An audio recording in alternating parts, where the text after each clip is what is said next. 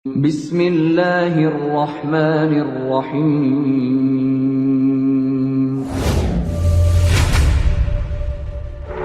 يا أيها الذين آمنوا ادخلوا في السلم كافة.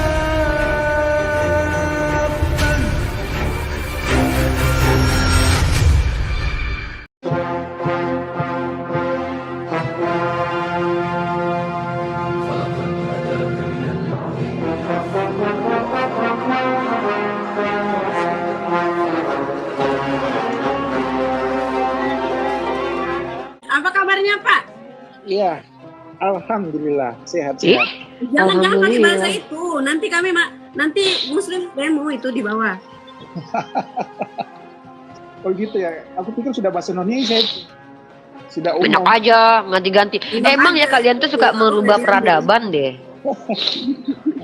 Daripada aku bilang alhamdulillah puji Tuhan gimana? Ya itu Ya nggak pakai aja apa-apa. bahasa agama kamu. Oh, Ya gitu. itu nggak apa-apa. Oke. Itu kan lebih baik. Jadi Bapak, ya Bapak harus bangga dengan bahasa Bapak. Bapak harus bangga dengan bahasa-bahasa kitab-kitabnya Bapak. Jangan Iya. pakai bahasa kami. Aku kan terjemahan, nggak pakai bahasa Ya asli. udah nggak apa-apa. Udah sedih banget. Sedih banget. Richard sedih banget. Kita aku kan terjemahan itu sedih banget aku. Aku izin ketawa. Itu kacamata anti apa itu? Kacamata anti apa? Oh, dia Ini yang keluaran baru nih Microsoft ini. Jadi aku bisa nonton YouTube, bisa live, bisa macam-macam lah. Bisa main game, bisa nonton film. Canggih kan? Film drama Korea ya. Iya, jadi aku pakai kacamata. Tapi kayak Richard kayak tukang urut tahu. Nggak apa-apa. Emang mantan tukang urut kok. Sekarang jadi ikut-ikut. Oh, mantan tukang urut.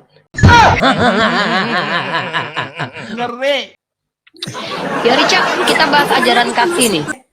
Pak Richard, di sini tema kita adalah ajaran kasih. Pak Richard mau bertanya atau ditanya?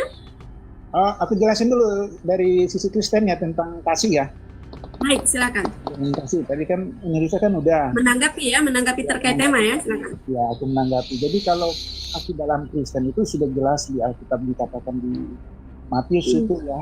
Saya lupa di ayat berapa, tapi di situ dikatakan kasih yang diajarkan Yesus langsung itu adalah dikatakan di hukum kasih. Hukum pertama ya adalah kasihilah Tuhan Allahmu dengan segenap hatimu dan segenap jiwa dan akal budimu. Itu hukum pertama.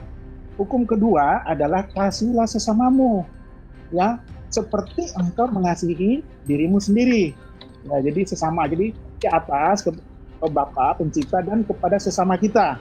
Ya, secara vertikal, horizontal dan vertikal ya. Jadi kita juga ada dikatakan sifat kasih. Sifat kasih itu menurut Alkitab adalah kasih itu murah hati, kasih itu sabar, kasih itu tidak cemburu, tidak sombong, tidak melakukan tindakan yang tidak baik, tidak mencari keuntungan, kasih itu tidak pemarah, dan ada berapa itu sifat kasih? Aku lupa ya. Jadi itu semua tuh ya. Jadi kasih itu ya tidak mengharapkan balasan, ya kan? Gitu dikatakan kasih. Jadi kasih itu ya bersikap baik kepada orang yang berbeda, walaupun Yesus mengatakan kasihlah musuhmu loh malahan loh. Ya kan? Luar biasa itu kalau dikatakan kasihlah musuhmu. Kasihlah kalau ada yang tampar titik kiri, kasih titik kanan. Luar biasa nggak? Betul tadi yang menjadi pelajaran itu. Jadi begitu tingginya itu dikatakan hukum kasih kalau di Kristen. Tapi ya memang sih kita secara manusia ya ada juga yang loss gitu kan. Ya seperti ya dendam atau ada kebencian. Ya itu bukan ininya ya, itu personalnya ya. Jadi terkadang gitu ada juga yang memang Kristen yang tidak mengajarkan mengaplikasikan kasih itu. Jadi kami sadari ya karena kita manusia kan juga mewarisi sifat-sifat dosa ya kan, ada rasa sakit hati yang terkadang yang itu sifat sakit hati itu yang kita warisi. Baik, Ya. baik Pak Richard. Baik, pertanyaannya Pak Richard atau mau ditanya?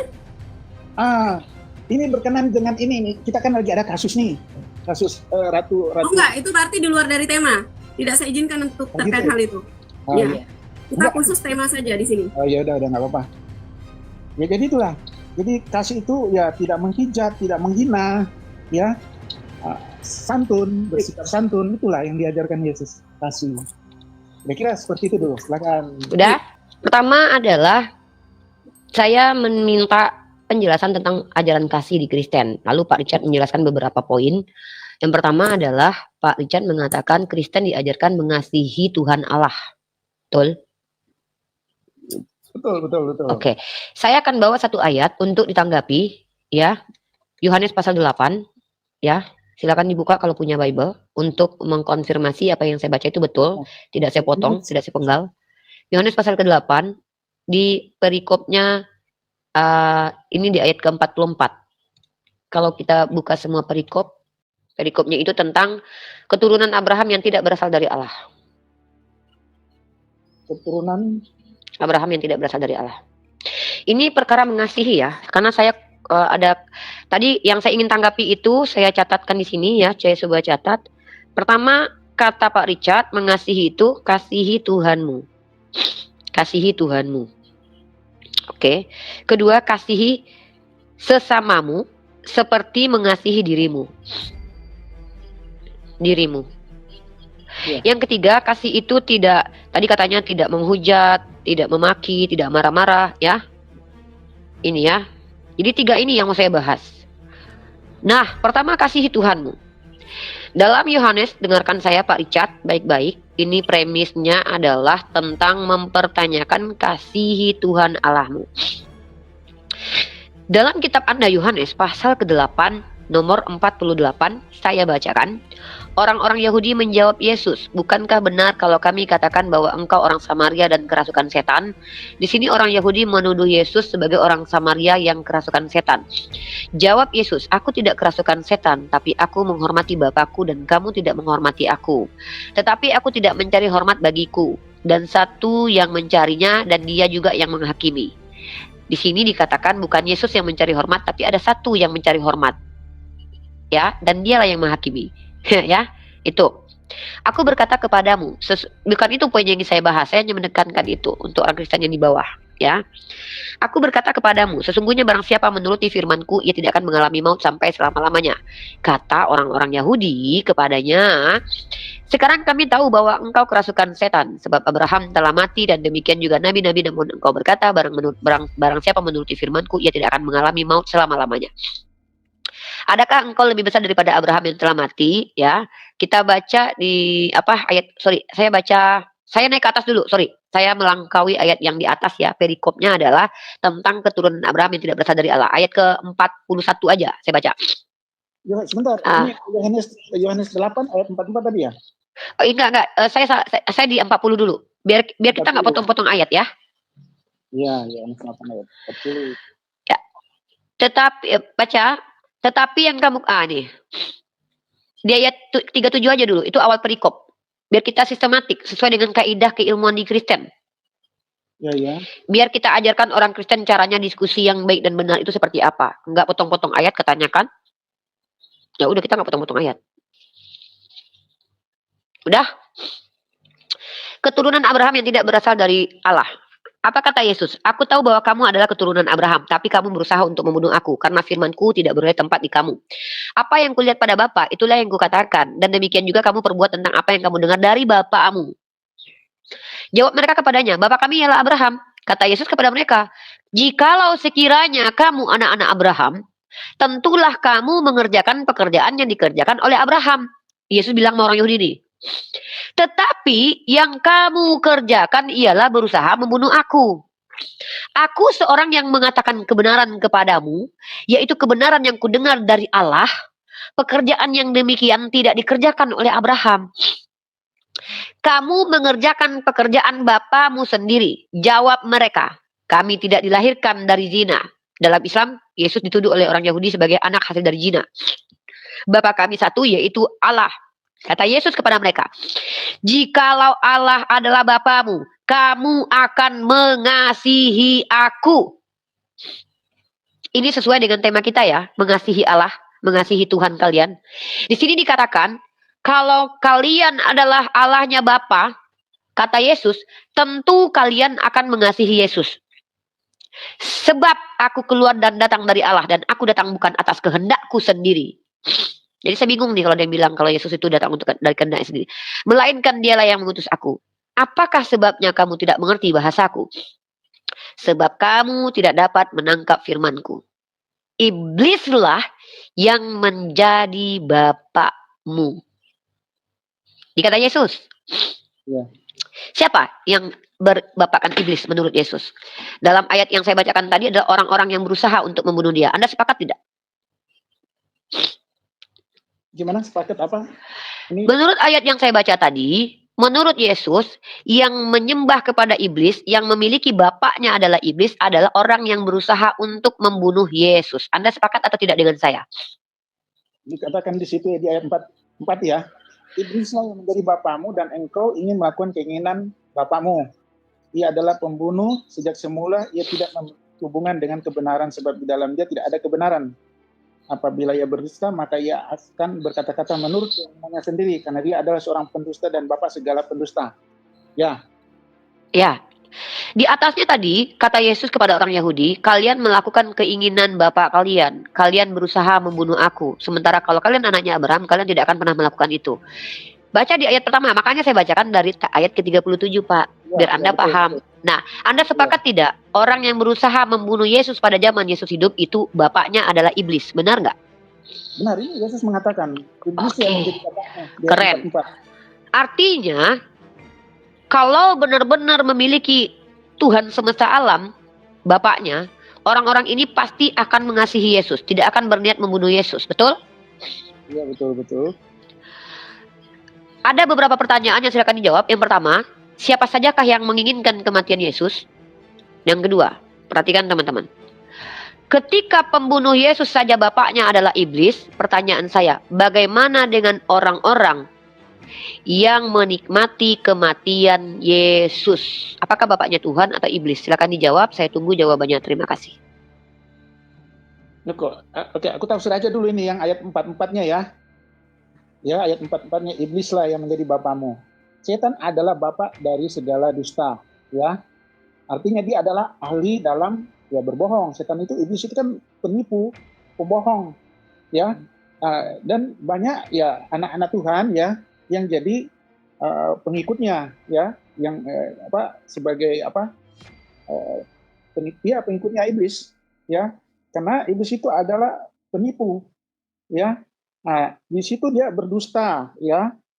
Jadi banyak orang-orang yang terpengaruh, yang masuk ke dalam tipu daya iblis. Nah, akhirnya iblis dikatakan di situ, iblislah yang jadi bapakmu. Nah, betul ya, kalau Yesus mengatakan iblislah yang menjadi bapakmu, ya. Nah, terus tadi Mirifa menghubungkan ya di situ tadi tentang penyaliban dong berarti. Iya, jadinya di penyaliban. Berarti Pak Richard tidak menangkap penjelasan saya dan pertanyaan saya. Sebentar, saya terusin dulu. Karena di situ saya tidak ada kaitan dengan penyaliban. Coba saya konfirmasi, Pak Richard paham nggak apa yang saya baca? Kemudian paham? Iya, saya paham. Oke. Ya, jadi Pak Richard kurang paham, teman-teman, sepertinya. Ya. Saya harap Pak Richard itu mendengarkan. Dari ayat ke-37 saya sudah bacakan. Saya sudah bacakan dari ayat 37, di mana di situ Yesus sedang ngobrol atau bicara dengan orang-orang Yahudi. Aku tahu bahwa kamu adalah keturunan Abraham. Artinya Yesus berbicara kepada orang Yahudi. Tetapi kamu berusaha membunuh aku. Karena firmanku tidak beroleh tempat di dalam kamu. Apa yang kulihat daripada Bapa, apa yang kulihat pada Bapa, itulah yang kukatakan. Demikian juga kamu perbuat tentang apa yang kamu dengar dari bapamu. Artinya bapaknya Yesus dengan orang Yahudi menurut Yesus itu berbeda. Mereka menjawab, Bapa kami ialah Abraham, kata Yesus kepada mereka. Jikalau sekiranya kamu anak-anak Abraham, tentulah kamu mengerjakan pekerjaan yang dikerjakan oleh Abraham. Tetapi, kata Yesus, yang kamu kerjakan ialah berusaha membunuh aku. Ya?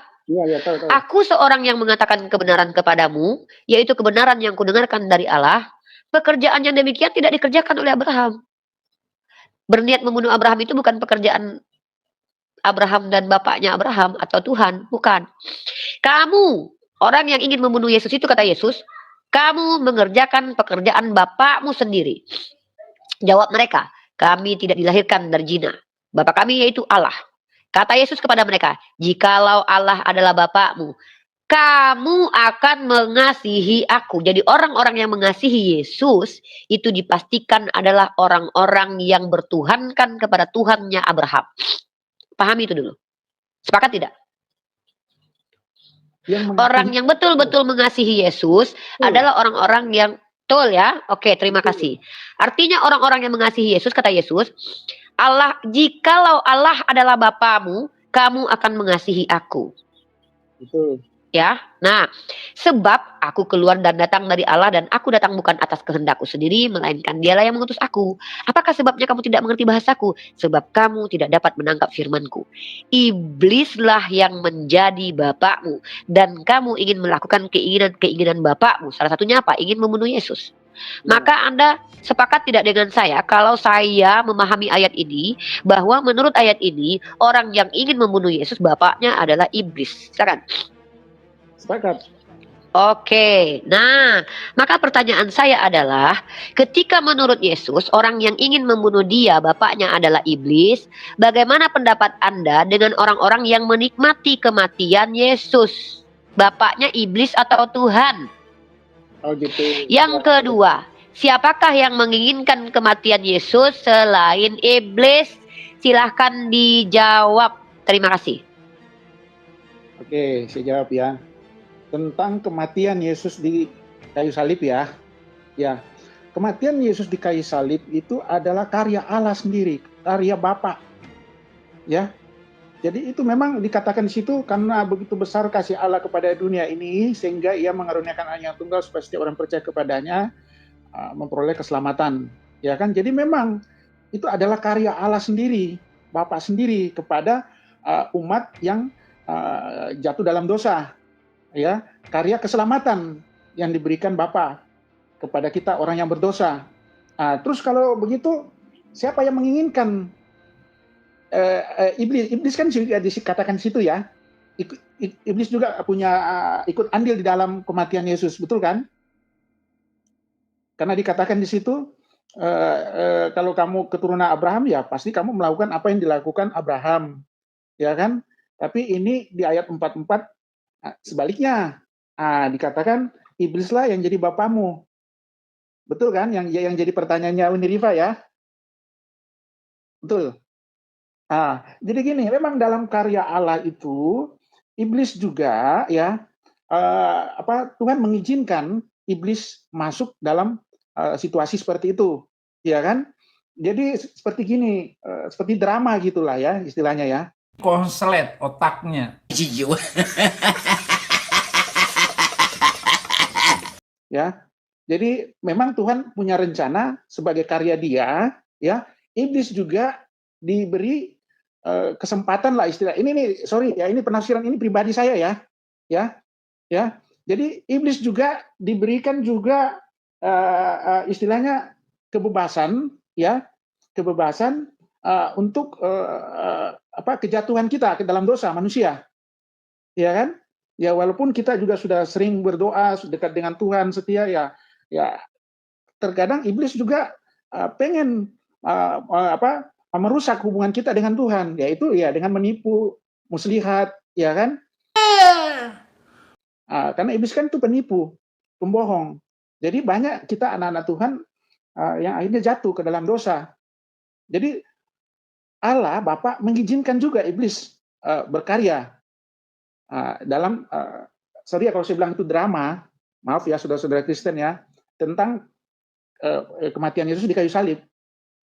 Gitu. Jadi orang yang menikmati, ya jelas memang kami yang orang yang berdosa dengan kematian Yesus itu kan jadi istilahnya kami ditebus. Ya kalau dibilang dinikmati, ya memang kami menikmati karena dosa kami dihapuskan dengan kematian Dia di atas kayu salib. Belajar logika, sadar, waras, sedikit. Kalau tidak ada proses penyaliban, kematian di kayu salib, ya kami nggak ditebus. Ya, memang iblis juga ada di situ. Karena akhirnya kan Yesus kan mati. Iya kan? Yesus mati tapi Dia bangkit lagi. Dia mengalahkan kuasa maut itu. Nah, kalau Yesus tidak bangkit ya dari kematian, wah kita nggak akan percaya berarti Yesus itu manusia biasa. Tapi karena dia bangkit mengalahkan kuasa maut, kuasa kegelapan, dia mengalahkan, ya kami sukacita, ya kan? Akhirnya dia benar memang Tuhan, dia bangkit. Seperti itu dulu. Ini Riva, silakan. Oke, teman-teman. Pertanyaan saya itu 2, saya ulangi lagi. Dan saya mendapatkan jawaban dari Pak Richard. Saya konfirmasi dulu, teman-teman perhatikan.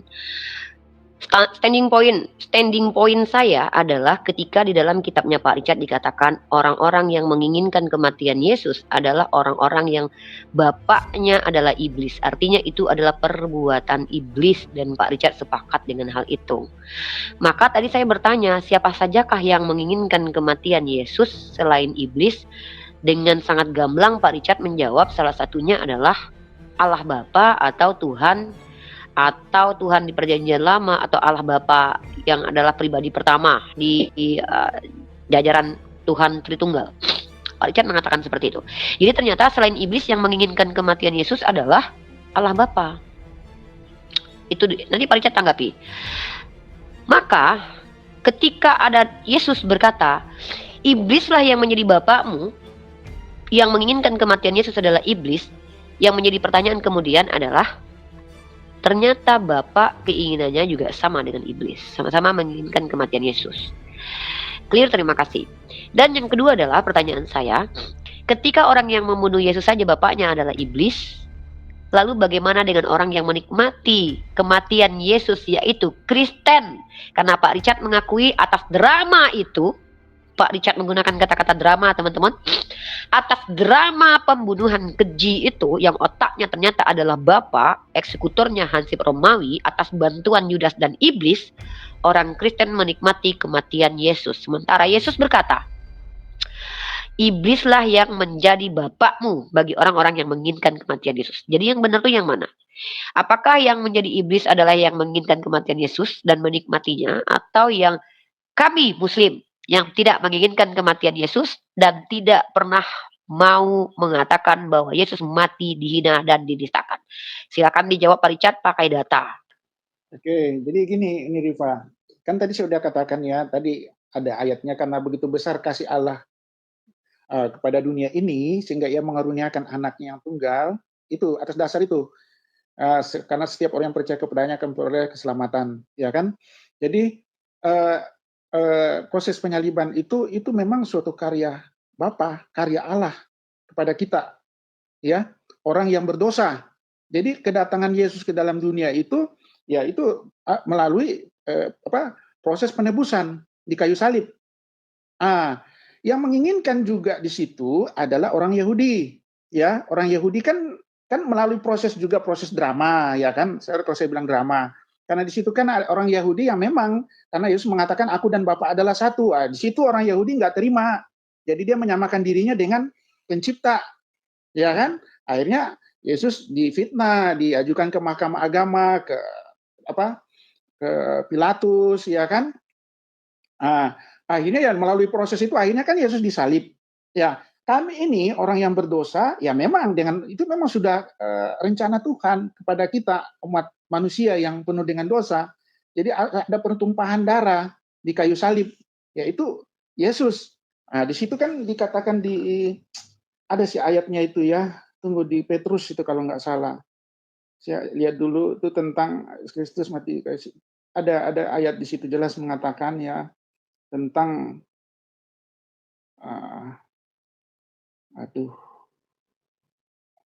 saya cari lagi nih. Di kitab Petrus dikatakan ya,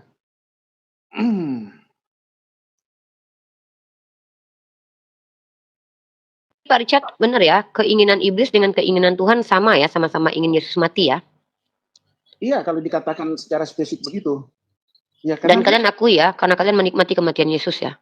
Iya kan, kalian mengakui memang, karena Tuhan memang pengen, karena Yesus itu adalah sebagai jembatan atau sebagai alat untuk mendamaikan kita manusia orang yang berdosa dengan penciptanya. Jadi harus ada orang yang dianggap suci, ya, yang karena kita untuk berhadapan dengan Bapa, orang yang berdosa itu tidak bisa, tidak mampu, karena kita hanya mewarisi sifat-sifat dosa yang dari Adam. Ya, Nah, ini bisa kronologis dibantu. dramanya begini. Kronologis dramanya kan Anda pakai kata drama. Pertama adalah bapak membuat rencana pembunuhan keji terhadap anak. Pembunuhan keji ini dieksekusi oleh Hansip Romawi.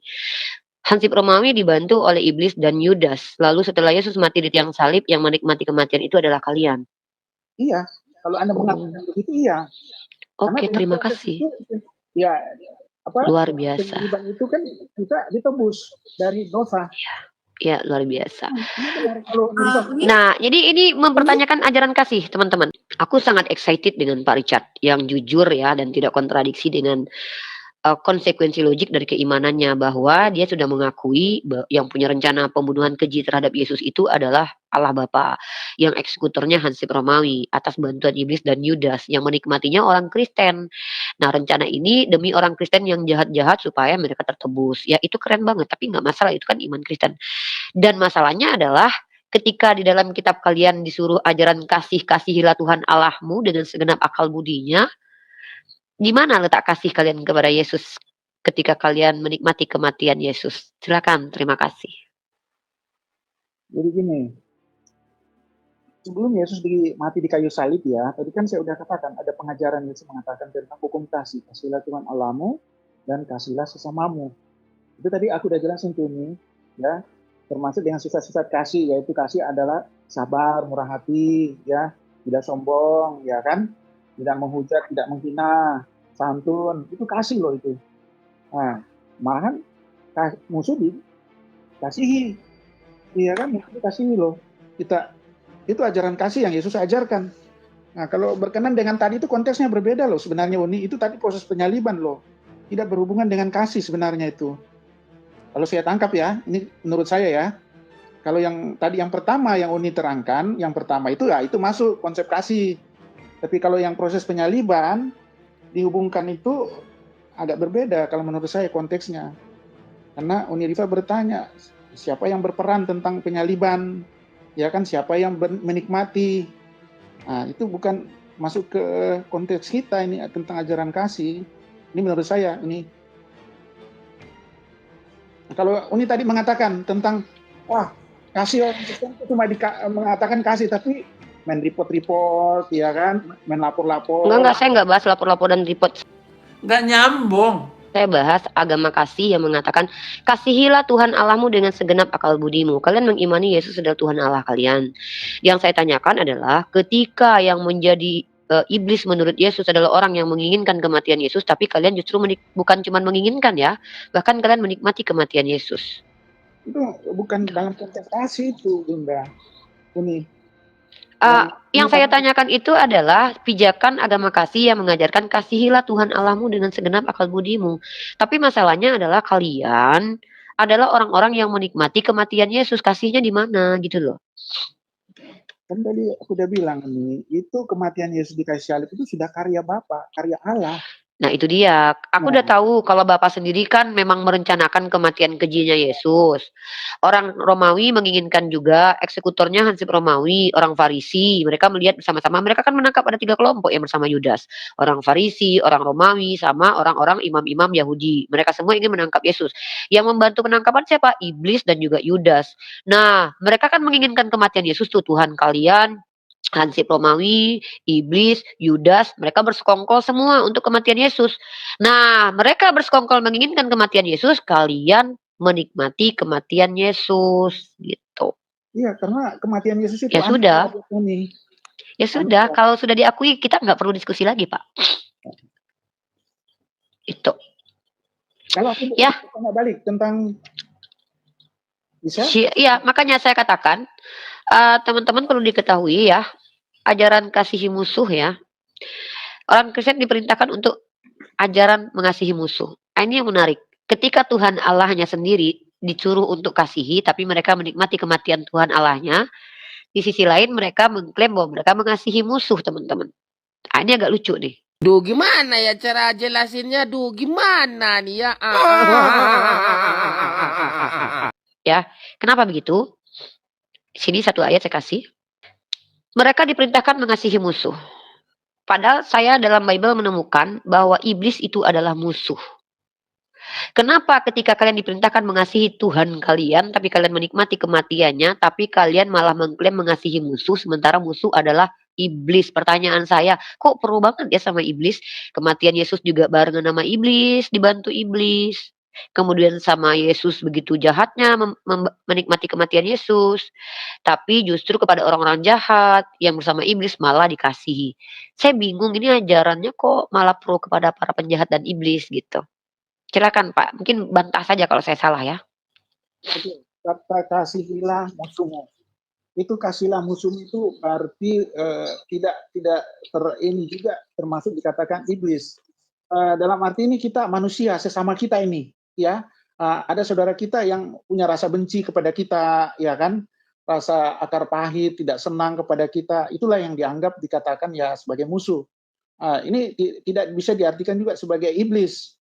Musuh itu ya itulah sifat-sifat yang dibawa dari iblis memang iya, tapi yang dikatakan ini musuh itu kita sesama. Jadi kasihilah musuhmu.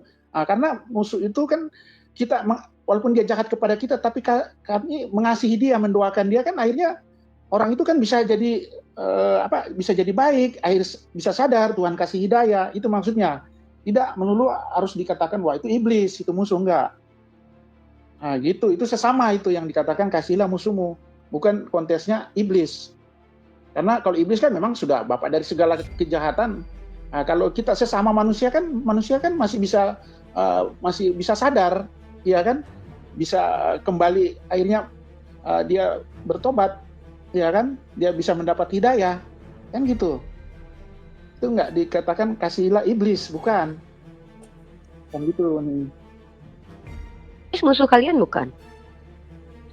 Iblis yang dikatakan musuh ini dalam konteks ini kita sesama kita manusia. Ya coba bacakan ayatnya Pak. 7 menit lagi Uni. Kasihilah musuhmu ya. Bukan. Ya, kasihilah musuhmu.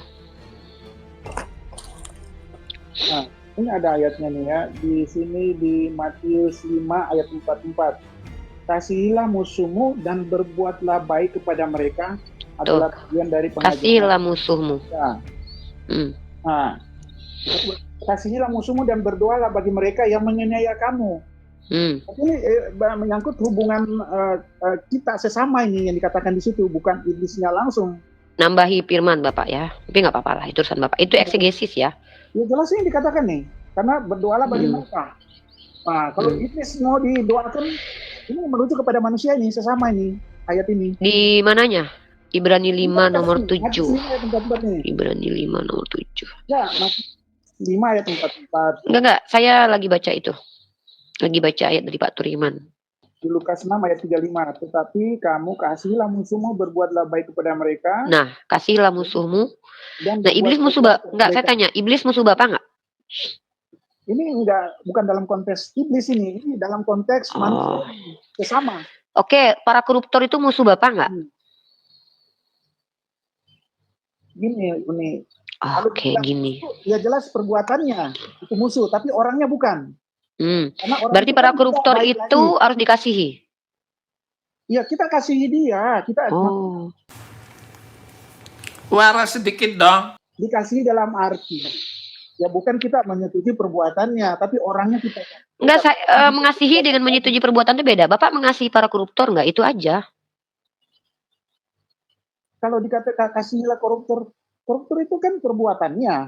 Tapi orangnya koruptor itu adalah orangnya, Pak. Perbuatannya mengkorupsi. Koruptor orangnya. Melawak United nih udah kelihatan goblok ya kan. Yang saya tanya, Bapak mengasihi koruptor enggak? Karena dia kan musuh kita, Pak. Musuh negara, musuh orang-orang Kristen harusnya, kecuali bukan musuh kalian. Gini, yang kami kasihi adalah orangnya, perbuatannya tidak. Kan yang saya tanya koruptor itu orang yang korupsi. Maka yang saya tanyakan, orang yang korupsi ini Bapak kasihi atau tidak? Saya jelas mengatakan ini ya. Kami mengasihi orangnya, karena orang itu masih bisa. Ya udah, berarti koruptornya yang dikasihi. Perbuatannya yang kami tidak kasihi. Orangnya. Ya nggak apa-apa. Penjajah juga Bapak kasihi. Penjajah. Ya, kan aku udah bilang, orangnya kami kasihi siapapun. Oke, terima kasih. Ya udah, nggak apa-apa. Iya, karena memang orangnya itu yang penting yang ingin saya tanya. Oke, pertama Ya beda lah. Perbuatan dengan orangnya beda. Nah, itu Teman-teman, kan. yang saya tangkap dari penjelasan Pak Richard yang pertama adalah poin terakhir ke aku. Silakan Pak Richard, pemahaman yang disampaikan Pak Richard ini apakah salah paham kami atau tidak. Pertama adalah Pak Richard mengakui bahwa aktor utama yang membuat rencana drama pembunuhan keji terhadap Yesus adalah Bapa. Yang kedua, Pak Richard mengakui juga bahwa orang yang menginginkan kematian Yesus bapaknya adalah iblis. Yang ketiga, Pak Richard pun tidak membantah ketika aku membawakan data kematian Yesus itu diperakasai oleh Bapa sebagai tokoh utama yang menginginkan dan merencanakan. Eksekutornya adalah Hansip Romawi, dibantu oleh orang-orang imam-imam Parisi dan juga orang Yunani dan Hansip Romawi, dan juga oleh Yudas dan iblis. Paham ya?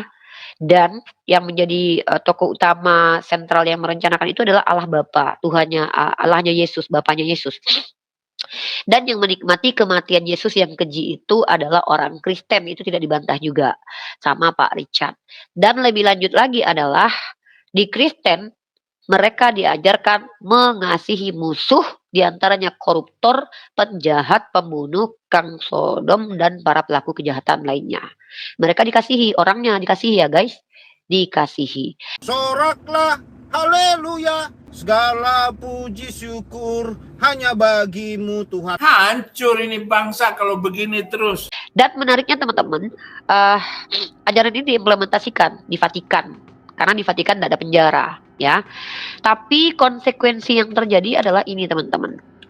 Tidak adanya penjara sebagai bentuk ajaran kasih mungkin ya, mungkin saja karena Vatikan adalah negerinya orang Kristen yang dipimpin oleh Paus. Gara-gara tidak ada penjara teman-teman karena mengasihi para penjahat ya teman-teman. Tapi fakta yang terjadi apa? Ini informasi, just for your information. Yang menjadi fakta setelah Vatikan tidak memiliki penjara karena mereka mungkin mengikuti ajaran kasih, teman-teman. Di poin kedua, tidak punya penjara. Tapi yang kemudian menjadi konsekuensi adalah kriminalitasnya tinggi. Nih, ya itu aja sih. Just for your information. Ajaran tidak menghukum para pelaku kejahatan dengan tidak punya penjara. Konsekuensinya adalah kriminalitasnya tinggi dalam satu negara itu. Terima kasih. Itu saya yang bisa saya sampaikan. Semoga bisa belajar teman-teman mendapatkan poin dari apa yang saya sampaikan. Terima kasih. Oke ya, jadi gini. Jadi ini proses penyaliban Yesus itu adalah karya Allah. Ya, sebagai anugerah kita ya, adalah jembatan, adalah sebagai perdamaian antara manusia yang berdosa dengan penciptanya ya. Nah, kemudian kami orang Kristen mengasihi, dikatakan situ kasihilah musuhmu. Jadi itu menyangkut orang pribadi ya. Yang kami kasihi itu adalah orangnya, bukan perbuatannya. Seperti tadi, jangan salah diartikannya tentang koruptor. Kami mengasihi koruptor. Yang kami kasih adalah orangnya, karena orang ini masih bisa bertobat, masih bisa minta pengampunan, karena Allah itu adalah kasih. Ya, Allah itu Maha Pengampun. Ya kan? Yang kami tidak kasihi itu adalah perbuatannya. Nah, jelas. Jadi perbuatannya yang kami tidak setujui itu dari iblis. Ya kan, sifat-sifat dosa. Jadi kami mengasihi orangnya, orang bisa bertobat loh ini. Nggak selamanya orang jadi koruptor. Bisa saja di dalam penjara akhirnya dia keluar dengan kesadaran. Betul. Dalam Kristen itu orang itu bisa bertobat asal diserahkan kepada iblis. Ini iblis kok bermanfaat banget ya dalam iman Kristen. 1 Korintus pasal 5 nomor 5 kita bukakan. Nanti ini terakhir juga buat Pak Richard untuk menanggapi ya. Betul, saya sepakat dengan Pak Richard. Saya mengingat itu bahwa orang bisa bertobat asal diserahkan kepada iblis. Jadi iblis membuat orang bertobat. Ini enggak, saya tunjukin datanya aja ya. Mohon maaf nih. Korintus berapa? 1 Korintus pasal 5 nomor 5. 1 Korintus pasal 5 nomor 5. Orang itu harus kita serahkan dalam nama Tuhan kepada iblis. Sehingga binasa tubuhnya agar rohnya diselamatkan. Nah, ini nih. Ini kerennya di sini nih. Jadi roh manusia yang jahat itu akan selamat. Ini iblis bisa juga dikatakan juru selamat loh. Orang itu harus kita serahkan dalam nama Tuhan Yesus kepada iblis. Nah, diserahkan kepada iblis supaya apa? Setelah diberikan ke iblis, sehingga binasa tubuhnya binasa, tapi rohnya diselamatkan pada hari Tuhan. Jadi kalau orang-orang yang diserahkan kepada iblis, akhirnya mereka selamat, guys. Jadi iblis ini bisa menjadi juru selamat juga. Karena gara-gara diserahkan ke iblis, manusia bisa selamat. Atau gimana dong cara memahaminya? Silakan. Ini terakhir ya. 1 Korintus Silakan. 5. Iblis tuh kayak ada kaitan gitu ya sama agama. Kasihan, janganlah diketawain gitu. 1 Korintus 5 ayat Kita bisa 5 ya. gantian dengan yang lain. Orang itu harus kita serahkan dalam nama Tuhan Yesus kepada iblis. Sebab binasa tubuhnya agar rohnya diselamatkan pada hari Tuhan. Kemegahan tidak baik, tidak tahukah kamu bahwa sedikit akan menghampiri seluruh dosa. Nah, aku baca ayat sebelumnya dulu ya, ayat 4-nya, karena ini nggak bisa kita ambil satu ayat. Ayat 4 di sini dikatakan, bila mana kita berkumpul dalam roh, kamu bersama-sama dengan aku, dengan kuasa Yesus, Tuhan kita. Orang itu harus, ya. Jadi gini, dikatakan di situ, orang berdosa diserahkan kepada iblis, sehingga tubuhnya binasa, dan rohnya diselamatkan pada hari Tuhan. Oke, di sini dosa dalam jemaat ini perikop judulnya ya. Nah, jadi di sini ada penafsiran. Ini penafsirannya. Mana sih tadi? Waduh. Sebentar. Menyerahkan kepada iblis berarti bahwa ini tentang jemaat. Kita harus menyingkirkan pelaku kebejatan itu dari persekutuan dan mengembalikannya ke kawasan iblis. Ya, perlakuan itu akan membuka orang itu kepada pengaruh yang merusak dari kejahatan roh dan roh-roh jahat.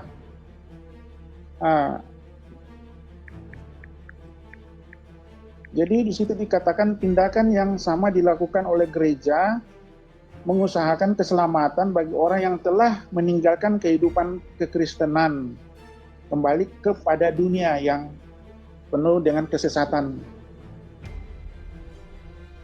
Nah, ini penafsiran Yerusalem, ya, diartikan begitu rupa sehingga berkata tentang pengucilan, ya, hanya istilah itu tidak dapat dalam arti kitab suci. Proses penyaliban Yesus di kayu salib itu adalah karya Allah terbesar buat kita umat manusia yang penuh dengan dosa, ya kan? Jadi suatu anugerah buat kami orang yang penuh dengan dosa dan penebusan oleh Yesus di kayu salib. Orang Kristen mengasihi setiap orang yang bersalah, tapi perbuatannya tidak, karena manusia itu masih bisa juga bertobat. Oke, baik. Udah. Sudah, Pak? Oke, makasih ya. Oke, baik. Ya. Ya, terima kasih Pak Richard. Sehat selalu.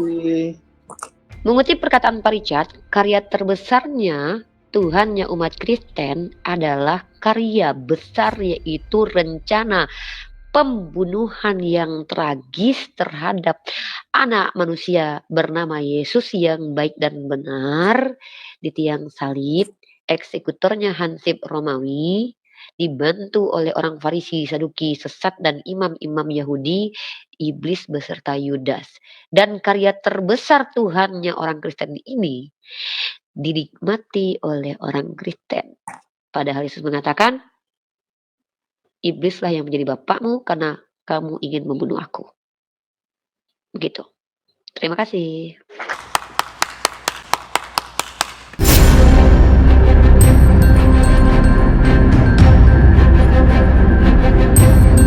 The religion of Jesus was Islam.